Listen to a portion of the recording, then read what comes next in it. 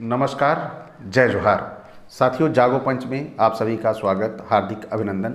साथियों, जागो पंच लगातार आपके सामने इस समय लेके आ रहा है श्रीमद् भागवत कथा, जो हमारे समाज में बहुतायत रूप से प्रचलित है। हमारे समाज के लोग इस कथा के लिए लाखों रुपए खर्चा कर देते हैं।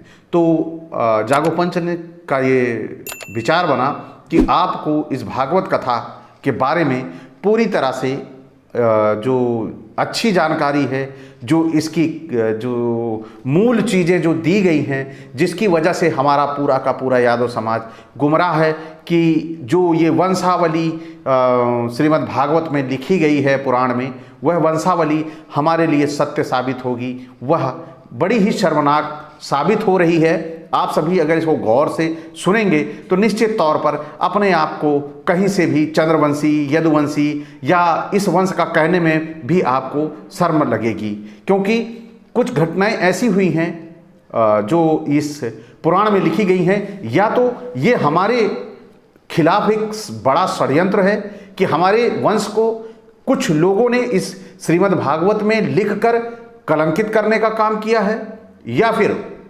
वास्तव में अगर हम ऐसे थे तो हमें अपने महापुरुषों को ऐसा कहने में जरा से भी शर्म क्यों नहीं आती है। हमें शर्म आनी चाहिए कि जिस तरह से लिखा गया है कि वह बड़ा ही असहनीय और पीड़ादायक है। तो साथियों, आइए चलते हैं। आज हम बात करेंगे अथाष्ट दशोध्याय यजाति चरित्र शीर्षक दिया गया है। तो आप सभी जानते होंगे कि जो चंद्रवंशी यादव हैं, जो चंद्रवंशी कहते हैं, जो यादव है, मोस्टली अधिकतर वो चंद्रवंशी कहे जाते हैं, क्योंकि अगर हम कृष्ण का भी वंश लेते हैं तो कृष्ण भी चंद्रवंश से ही आते हैं। तो आज हम बात करेंगे कृष्ण के इस चंद्रवंश के कहानी का। तो यहाँ पर जो ययाति हैं, ययाति के चरित्र के बारे में, तो यहाँ पे सुखदेव महाराज जो बैठे हुए हैं परीक्षित को कहानी सुनाने के लिए, वो कह रहे हैं, परीक्षित, जैसे शरीरधारियों के 6 इंद्रियां होती हैं, वैसे ही नहुस के 6 पुत्र थे। तो आखिर ये नहुस कौन थे? नहुस थे पुरुरवा के पुत्र। और पुरुरवा कौन थे? वह बुध के बेटे थे। बुध कौन थे? चंद्रमा के बेटे थे। चंद्रमा कौन थे? अत्रि, और अत्रि ब्रह्मा जी के। तो यहां तक आपको सीक्वल सीरियल मिल गया।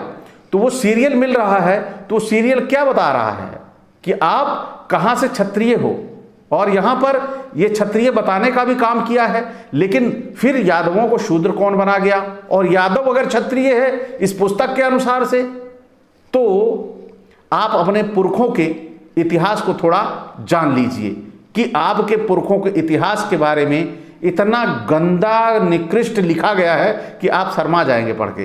तो आप बने रहिए और अंतिम तक देखिए क्या है आपके पूर्वजों के बारे में इस श्रीमद् भागवत पुराण कथा में लिखा। जो मंच पे आपको कथाकार, कथावाचक आता है, बड़ा मीठा मीठा बता के जाता है, और अंतिम में यही बताता है कि भगवान का निर्माण, भगवान भी स्वयं आकर ब्राह्मण के चरणों को छूता है। यही इतना बताने के लिए आपसे 5 लाख, 10 लाख, 15 लाख रुपए ले लेता है और अपना पैर छुआता है और निकल लेता है। तो साथियों, लेकिन यहां पर आप देखेंगे क्या लिखा हुआ है। जो नहुस के 6 पुत्र थे, यति, यजाति, संयाति, अयति, बियति और कृति, जितने भी यादवों ने यादव वंशावली लिखी है वो यहीं से लिखी है और इसी तरह की है। इससे अन्यत्र दूसरी वंशावली आपको यादवों की नहीं मिलेगी, क्योंकि आपका पूरा इतिहास समाप्त किया गया है।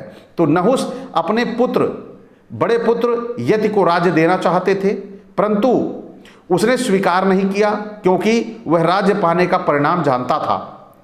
राज्य एक ऐसी वस्तु है कि जो उसके दांव पेंच और प्रबंध आदि में भीतर प्रवेश कर जाता है, वह अपने आत्मस्वरूप को नहीं समझ सकता। जब इंद्रपति सचनी से, यानी पहले सोचो, अब आप यहीं पे गौर करिएगा, सबसे बड़ी बात है, इस यहीं पे पकड़ मिल जाएगी। अब यहां पर नहुस जो थे यादवों के राजा, यानी यदु का जो वंश था यजाति से ही था।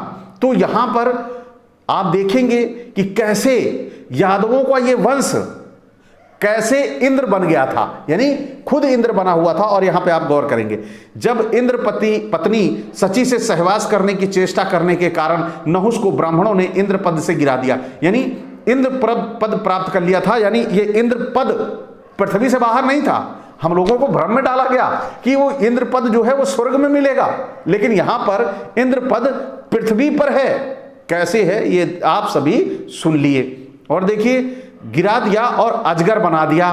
तब राजा के पद पर ययाति बैठे। ययाति ने अपने 4 छोटे भाइयों को 4 दिशाओं में नियुक्त कर दिया और स्वयं शुक्राचार्य की पुत्री देवयानी और दैत्यराज वृषपर्वा की पुत्री शर्मिष्ठा को अपनी पत्नी के रूप में स्वीकार करके पृथ्वी की रक्षा करने लगी।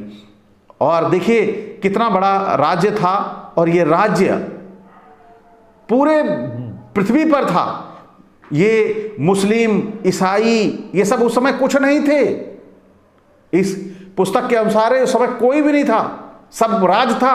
और ये लोग कैसे आए, हमारे शक्तिशाली जो इंद्र जैसे और हमारे विष्णु जैसे, महादेव जैसे शक्तिशाली राजा होते हुए हमको मुट्ठी भर पूरी पृथ्वी में, भारत में समेट के रख दिया। ये बड़ी सोचने वाली बात है। हम भारत के बाहर कहीं नजरें नहीं आते हैं। तो यही हमें इस कथा में समझना होगा कि कैसे हम अपने वजूद को पहचाने, कि कैसे हमारा महिमा मंडन करके हमारी जाति में ईश्वर पैदा करके हमें अपने चुंगल में डाल लिया है। आइए चलते हैं। फिर राजा परीक्षित ने पूछा, भगवान शुक्राचार्य जी तो ब्राह्मण थे और ययाति क्षत्रिय। अब यहां पर लिख दिया है ययाति क्षत्रिय थे, यानी चंद्रवंशी जो हुआ करते थे वो क्षत्रिय थे। फिर ब्राह्मण, यहीं से हमारा पूरा यादव समाज गुमराह है कि वह क्षत्रिय है, और जबकि ब्राह्मण आज इसकी स्वीकारोक्ति नहीं करता, क्योंकि वह यादवों को क्षत्रिय मानता ही नहीं है। लेकिन इस पुस्तक में लिखा है, यह स्पष्ट आप सभी देख रहे हैं। लेकिन यहां पे और सब जो इस क्षत्रिय की पीढ़ी के बारे में लिखा है वो स्वीकार करने लायक तो नहीं है। तो आइए चलते हैं। फिर ब्राह्मण कन्या और क्षत्रिय वर का प्रतिलोम विवाह कैसे हुआ। तो यहां पर जो ययाति और क्षत्रिय थे और ब्राह्मण की बेटी थी, वो शादी कैसे हो गई। ये इस शादी के लिए भी आप गौर करिए कितनी दिक्कतें आई होंगी, क्योंकि ब्राह्मण कभी चाहेगा शादी कर दे यादव की बेटे के साथ, ये कभी संभव नहीं है। तो ये कैसे शादी हो गई, ये राजा परीक्षित से रहा नहीं गया। पूछा, सुखदेव महाराज ने कहा, राजन, दानवराज विषप्रभा की एक बड़ी मनिनी कन्या थी, उसका नाम था शर्मिष्ठा। वह एक दिन अपनी गुरुपुत्री देवयानी और हजारों सखियों के साथ अपने राजधानी के श्रेष्ठ उद्यान में टहल रही थी। उस उद्यान में सुंदर सुंदर पुष्पों से लदे हुए अनेक वृक्ष थे। उनमें एक बड़ा ही सुंदर सरोवर था। सरोवर में कमल खिले थे और उन पर बड़े ही मधुर स्वर में से भंवरे गुंजार कर रहे थे। उनकी ध्वनि से सरोवर तट गूंज रहा था। जलाशय के पास पहुंचने पर उन सुंदरी कन्याओं ने अपने अपने वस्त्र तो घाट पर रख दिए और उस तालाब में प्रवेश करके वे एक दूसरे पर जल उलिच कर क्रीड़ा करने लगी। और फिर उसी समय उधर से पार्वती जी के साथ बैल पर चढ़े हुए भगवान शंकर भी आ निकले। यानी आप सभी गौर करिएगा, ये सब पृथ्वी की घटना है। उस समय की बात है जब राजा ययाति राजा थे पृथ्वी पर, और पूरी पृथ्वी के राजा थे वो। उसी समय वहां पर जब वो सभी लोग वहां पर स्नान कर रही थी पानी उलझ कर, तो उसी समय पार्वती जी के साथ बैल पर चढ़कर भगवान शंकर आ निकले। जबकि आज चाहे नदी में नहाओ, चाहे बाथरूम में नहाओ, या बारिश हो रही हो उसमें नहाओ, या चले जाओ काशी और आपका देहरादून, कहीं भी नहाओ, लेकिन शंकर जी आपको नहीं मिलेंगे कि वो अपने बैल पे चढ़े आ रहे हों और आपसे मुलाकात हो जाए। ये मुलाकात उसी समय हुआ करती थी। बड़ी विलक्षण कहानियां हैं। भगवान पहले मिलते थे, आज पता नहीं बेचारे कहाँ गायब हो गए कि ये मिलते ही नहीं। कि मैं छत बैठा हुआ ऊपर वीडियो बना रहा हूं, वो बगल से जा रहे हों और मेरे को देखे कहें, अरे वत्स, काहे को मेरे बारे में लोगों की सच्चाई बता रहे हो, या मेरे बारे में जो लोगों ने गलत लिखा है अच्छा कर रहे हो बता रहे हो। दोनों में से कुछ तो आके कह देते, मन को तसल्ली हो जाती कि उस समय भी ये शिव जी जो बैल लेके अपने बैल पे बैठे हुए निकल रहे थे वह सच साबित हो जाता। तो जब वो निकले वहां से तो उनको देखकर सबकी सब कन्याएं सकुचा गईं और झटपट सरोवर से निकलकर अपने अपने वस्त्र पहन लिए। शीघ्रता के कारण शर्मिष्ठा ने अनजान में देवयानी के वस्त्र को अपना समझकर पहन लिया। इस पर देवयानी क्रोध के मारे आग बबूला हो गई। उसने कहा, अरे देखो तो सही, इस दासी ने कितना अनुचित काम कर डाला। राम राम, जैसे कुतिया यज्ञ का हविष्य उठा ले जाए वैसे ही इसने मेरे वस्त्र पहन लिए हैं। अब जिन ब्राह्मणों ने अपने तपोबल से इस संसार की सृष्टि की है, जो परम पुरुष परमात्मा के मुख रूप हैं, जो अपने हृदय में निरंतर ज्योतिर्मय परमात्मा को धारण किए रहते हैं, उन जिन्होंने संपूर्ण प्राणियों के कल्याण के लिए वैदिक मार्ग का निर्देश किया है, बड़े लोकपाल का तथा देवराज इंद्र ब्रह्मा आदि भी जिनके चरणों की वंदना और सेवा करते हैं, यही मैं कहता हूं कि इतना सुनने के लिए कि जिसकी वंदना भगवान भी आ करते हैं, उसके पैरों के चरण को धोते हैं, वैसे ही आप धोते रहिए, तब आपसे ब्राह्मण खुश रहेगा। यही है इस कथा का सार। तो आगे चलिए फिर। तो क्या लक्ष्मी जी के एकमात्र आश्रय परम पावन विश्वात्मा भगवान भी जिनकी वंदना और स्तुति करते हैं, उन्हीं ब्राह्मणों में हम सब श्रेष्ठ भृगवंशी हैं। और इसका पिता प्रथम तो असुर है, फिर हमारा शिष्य है। अब देखिए, उनका पिता जो है उनका गुरु था और वो शिष्य थी जो पहन ली, तो बड़ा अपमान हो गया और उस अपमान को वो बर्दाश्त नहीं कर पाई। जब देवयानी इस प्रकार गाली देने लगी तब शर्मिष्ठा क्रोध से तिलमिला उठी। वह चोट खाई हुई नागिन के समान लंबी सांस लेने लगी। उसने अपने दांतों से होंठ दबाकर कहा, भिखारिन, तू इतना बहक रही है? तुझे कुछ अपनी बात का भी पता है? जैसे कौवे और कुत्ते हमारे दरवाजे पर रोटी के टुकड़ों के लिए प्रतीक्षा करते हैं, वैसे ही क्या तुम भी हमारे घरों की ओर नहीं ताकती रहती? शर्मिष्ठा ने इस प्रकार कड़ी कड़ी बातें कहकर गुरुपुत्री देवयानी का तिरस्कार किया और क्रोधवश इसके वस्त्र छीनकर उसने कुएं में ढकेल दिया। अब आप यहां पर गौर करिएगा कि जब वहां पर उसने यथार्थ कह दिया तो ये चोट लग गई। किसे? देवयानी को। अरे मेरे को ऐसे कह दिया, मेरे पिताजी के तो ये चेले हैं राजा साहब। अब बेचारे यही होगा और इसी तरह हमारा पूरा देश आज भटक रहा है। क्या वो गलती किए रहता है तो उसका बाप पहुंचेगा, अरे ऐसा कैसे, वो गुरुजी है हमारे।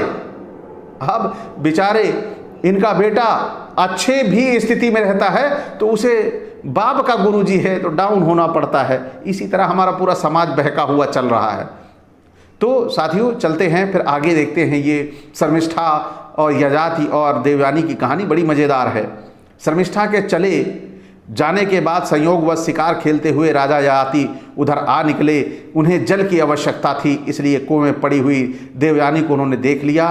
उस समय वह वस्त्रहीन थी, इसलिए उन्होंने अपना दुपट्टा उसे दे दिया। दया करके अपने हाथ से उसका हाथ पकड़कर उसे बाहर निकाल लिया। देवयानी ने प्रेम भरी वाणी से वीर यजाति से कहा, वीर शिरोमणि राजन, आज आपने मेरा हाथ पकड़ा है। अब जब आपने मेरा हाथ पकड़ लिया है तो अब इसे कोई दूसरा ना पकड़े। ऐसा कुछ काम करो, कुएं में गिर जाने पर आपका अचानक दर्शन हुआ, यह भगवान का ही सब कुछ किया हुआ है। अब ये हमारा संबंध समझना चाहिए। अब हम लोगों की या किसी की कोई चेष्टा नहीं, मनुष्यों की चेष्टा नहीं है, सब ईश्वर ने किया था। इसलिए मुझे कुएं में ढकलवाया कि आप आके मिलो और हमारा आपका संयोग हो। वीर श्रेष्ठ, पहले मैंने बृहस्पति के पुत्र कच्छ को शाप दे दिया था, इस पर उसने मुझे शाप दे दिया। इसी कारण ब्राह्मण मेरा पाणी ग्रहण नहीं कर सकता, यानी कि विवाह नहीं कर सकता। यजाति को शस्त्र प्रतिकूल होने के कारण यह संबंध अभिष्ट तो न था, परंतु उन्होंने देखा कि प्रारब्ध ने स्वयं ही मुझे यह उपहार दिया है, मेरा मन भी इसकी ओर खींच रहा है, इसलिए उन्होंने यजाति की बात मान ली। और फिर ये सारी चीज़ें चलती गई और वह जब यजाति चले गए तो वह रोटी पीटती अपनी पिताजी के पास पहुंचती है और वहां पर जो शर्मिष्ठा ने किया था वो सारी कहानी कह सुनाती है। उस कहानी के बाद शुक्राचार्य का भी मन उचट जाता है, तो वे पुरोहिताई की निंदा करने लगे। उन्होंने सोचा कि इसी अपेक्षा तो खेत और बाजार में कबूतर की तरह कुछ बीनकर खा लेना ठीक है। और ये मांग मांग के खाना, राजा के यहाँ पुरोहितगिरी करने से क्या फ़ायदा, हमको नीच और भिखमंगा कह डाला। ये सब बातें बड़ी उनको कचोट गई और फिर अपनी कन्या देवयानी को लेकर वे नगर से निकल पड़े और फिर वहाँ वो जाते हैं। बाद में अपनी बेटी और ययाति की शादी वो करवा देते हैं। ऐसी परिस्थितियां उत्पन्न होती हैं और शर्मिष्ठा भी ययाति की पत्नी, दूसरी पत्नी बनती है। इसी तरह यह जो यादव कुल के ये हमारे महापुरुष थे, यादव कुल के महापुरुषों की पूरी कहानी देखिए। उनकी एक पत्नी उनके क्षत्रिय समाज से थी और एक ब्राह्मण परिवार से थी, तो दोनों पत्नियों को लेकर अपना परिवार उन्होंने चलाया। और आप सभी धैर्य से ये श्रीमद् भागवत कथा सुनते रहिए, आपको पता चलेगा कि कैसे ये यादव और ब्राह्मणों के बीच में जो खटास है, ये जो सबसे बड़ा जो जिसे ब्राह्मण यादवों को अपना विद्वेषी के रूप में देखते हैं, विद्वेषी के रूप में देखते हैं, उनको अपने दुश्मन के रूप में देखते हैं, यह सदियों से चला आया। इनके ग्रंथों में इस तरह जिस तरह के नीचा दिखाने का काम किया है। ययाति के चरित्र के बारे में इन्होंने गलत लिखा है, इसके पहले चंद्रमा के चरित्र के बारे में लिखा है। और यहाँ तक कि आपने देखा कि पृथ्वी पर हमारे शंकर भी टहला करते थे पार्वती के साथ बैल पर बैठकर। तो यह सब चीजें आज हमें देखने को नहीं मिलती हैं कि हमारे ईश्वर आज भी कहीं, अरे कहीं कहीं न मिले, हमें मंदिरे में मिल जाए, यही बहुत बड़ी बात है। हमें अभी तो प्राण प्रतिष्ठा हो गई है, ये कभी नहीं सुनाई दिया कि राम खड़े चाय की दुकान पे चाय पीते हुए चाय वाले को बड़ा भयंकर आशीर्वाद दे के गए कि जा तू इस देश का प्रधानमंत्री बनेगा। तो अब तो प्राण प्रतिष्ठा हो गई है, तो ऐसा हो जाना चाहिए। अब तो पहले की तरह भगवानों को टहलना चाहिए। कोई न टहले, सबके प्राण प्रतिष्ठा तो नहीं है, लेकिन राम की है, वो तो चल के आ जाने चाहिए। वो क्यों नहीं आ रहे हैं? तो ये सारी चीजें आपको गहराई से समझनी पड़ेगी। तो साथियों, आज भागवत कथा का यहीं पर समापन होता है। अगली कथा के लिए आप अगला एपिसोड देखें। तो आज मैं इसी के साथ आपसे विदा लूंगा। जय भीम, जय मंडल जी।